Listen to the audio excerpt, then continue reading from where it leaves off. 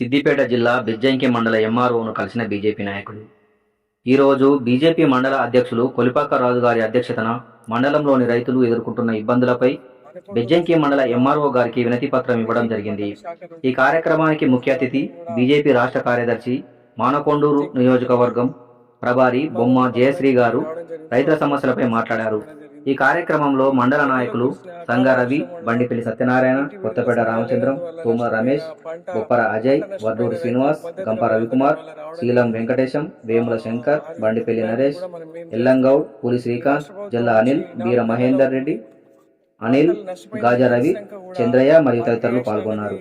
ఏమీ లేదు, వారిని డిమాండ్ చేస్తున్నాము. ఇప్పుడు అకాల వర్షాలకు నష్టపోయిన రైతులకు మీరు 10,000 అని పెట్టినప్పుడు మీరు 10,000 ఇస్తే అది ఏ మూలకు పోతుంది, వాళ్ళకి ఏ రకంగా మనము సాయం చేసినట్టు అవుతామో అని అన్నది ఆలోచన చేసి 25,000 ఎకరానికి ఇవ్వాలని చెప్పేసి మేము డిమాండ్ చేస్తున్నాము.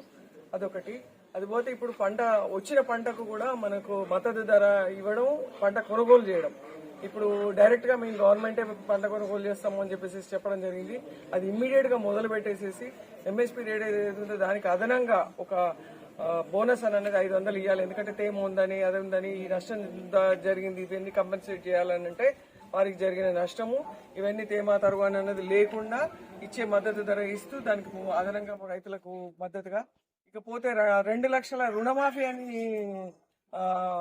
చెప్పడం జరిగింది.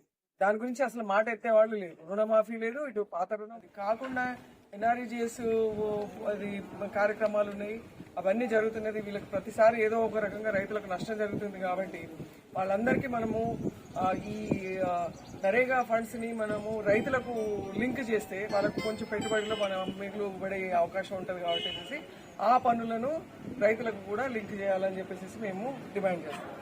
భారత్ మాతా కీ జై, భారత్ మాతా కీ జై. పంట ఇన్సూరెన్స్ కూడా